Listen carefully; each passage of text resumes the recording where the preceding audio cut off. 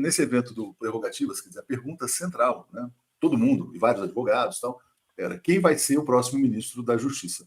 Eu até troquei umas mensagens com o Alex antes do programa. Eu achava, de fato, que o Lewandowski estava fora, pela questão do setor privado e tal. E também, assim, quer dizer, pelo fato de já ter cumprido uma tarefa, uma missão, mas é unânime a avaliação lá, geral. Eu não vou dizer quem disse isso, mas já falei que tinham várias pessoas importantes. Todo mundo dizendo, olha, se o Lewandowski quiser, ele será, né? Então, não foi feito ainda um convite formal, mas essa informação circulou na imprensa e tal, para já botar o balão de ensaio para ver como é que seria a reação. E tem um aspecto importante do Lewandowski, ministro da Justiça, que é alguém que fale de igual para igual com os ministros do Supremo. Né? A escolha do PGR, Gonê, e mesmo o próprio aval à escolha do Dino, teve uma participação forte do Gilmar Mendes e do Alexandre de Moraes. E acho que o Lula está buscando alguém que tenha muito peso jurídico, institucional, político, não para confrontar o Supremo, mas também para não ficar na mão, assim, né? Porque não são todos assim amiguinhos em nome da democracia sempre. Né? Então, o Lewandowski é, de fato, o favorito. O Marco Aurélio é um nome que está sendo lembrado, e a Gleisi deixou claro também para o presidente Lula que não vai para o Ministério da Justiça, não.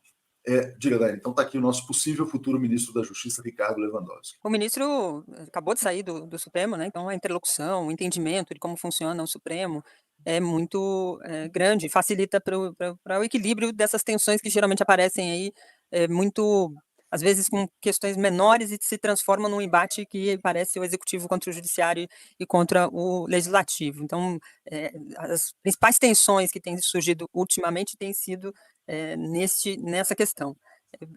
Tem um fator que a gente precisa olhar assim com um certo cuidado, que é esse papel que o Supremo também tem cumprido nos últimos anos.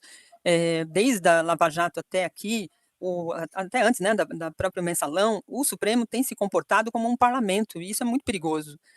Os ministros têm saído muito além daquilo que se pede de um magistrado, de um Supremo Tribunal Federal. Até a definição da escolha do presidente sobre o indicado tem sido aí escancarado, assim, não é uma coisa mais de bastidores, aquela coisa, enfim, a gente tratou disso aqui nos últimos dias. Então, acho que a possibilidade do Lewandowski ir demonstra que a gente continua fora de um eixo que a estabilidade democrática dentro das instituições e o perigo que isso pode representar sempre para o bem e para o mal. A contenção que o Supremo fez para a democracia foi muito importante durante o governo Bolsonaro, mas ela também foi o fator principal que levou o país, no momento anterior, com a Lava Jato, a chegar ao ponto que chegamos. Então, essa linha tênue é muito perigosa e eu sempre tenho uma certa preocupação com esse papel que o Supremo tem tido na política, dentro da definição da política. Isso é uma instabilidade que sempre fica prejudicial para o nosso campo, para o campo progressista, para o campo de esquerda, né? Para o campo que propõe justamente coisas que possam mexer com uma estrutura dos setores econômicos. Do ponto de vista da Gleisi, de fato, no ano eleitoral, o Partido dos Trabalhadores, né, no ano seguinte, né, ano que vem, perder a liderança com ela, que já tem um acúmulo e uma atuação bastante forte aí nos estados, acho que seria uma perda difícil, porque ela já construiu ao longo desse período, ela já pavimentou o caminho nessa direção. E uma outra liderança para fazer isso, ainda que esteja dentro do escopo, enfim, tudo isso acho que alteraria também essa dinâmica num ano que é muito importante que, como disse o José Dirceu, né, se a gente perder nas eleições agora, a direita o Centrão vai pegar mais um teco do governo aí, e isso vai também criar outras condições políticas, juntando com essa questão do Supremo e o resultado das urnas, isso pode criar um ambiente ainda mais de cordas para o Lula, né? Eu acho que ele resolve vários problemas, né? Primeiro, o substituto à altura do Flávio Dino, que foi o ministro, ele e o Haddad foram os ministros, né? Se tivesse assim troféu dos destaques do ano dos ministros, né? Acho que não há dúvida que foi o Flávio Dino e o Haddad, né? Então, primeiro tem que ser uma pessoa, né, à altura. Eu acho que é bom para o governo que seja um nome fora do espectro partidário. Porque aí, se o Lula coloca alguém de um partido no Ministério da Justiça, o PSB vai dizer, não, mas a vaga é nossa, porque o Flávio Dino é nosso. Senão Então, colocar uma pessoa, né, irrelevante, que não tem ligação com o partido, é a melhor solução que tem para o Lula, porque aí não tem, não preciso compensar o Centrão com nada, não preciso compensar o PSB com nada. Esse cara é o ministro da Justiça, é o ministério mais importante, é o primeiro ministério. Cada dia surgem mais sinais de que o presidente Lula não vai apenas substituir o Dino no Ministério da Justiça, que ele vai fazer uma dança das cadeiras, né, uma mexida mais ampla em janeiro. Porque como o Dino só toma posse em fevereiro lá no Supremo, considerando que o nome dele seja aprovado, né, o Lula terá ao longo de janeiro para fazer isso.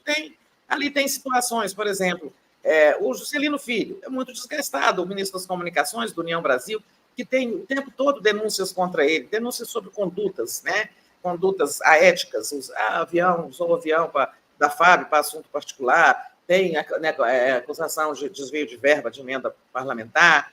Em suma, ele com a irmã que é prefeita, os problemas, né? O tempo todo tem denúncias contra esse ministro desgastado. Aí você pega um ministro do PT como o Márcio Macedo, olha, ele vai ser candidato a prefeito de Aracaju, se for, o Lula vai dizer, olha, então é melhor sair logo, porque quem vai ser candidato a prefeito teria que sair em abril, né? Então é melhor sair logo. Assim, tem uma meia dúzia de ministros aí que podem ser substituídos por diferentes razões, né?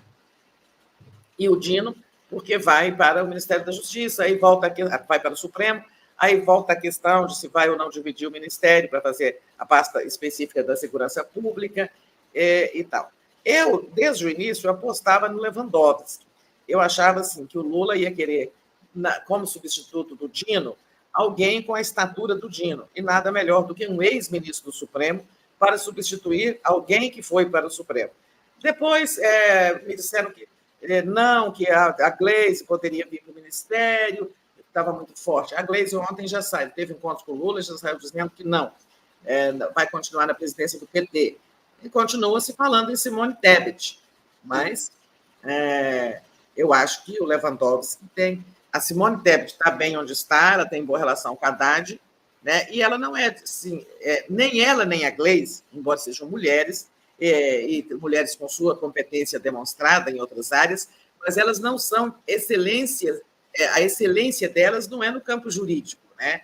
A Simone é formada em direito e tudo mais, mas está lá no Ministério do Planejamento.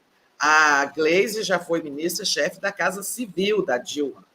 Agora, elas não são exatamente juristas, né?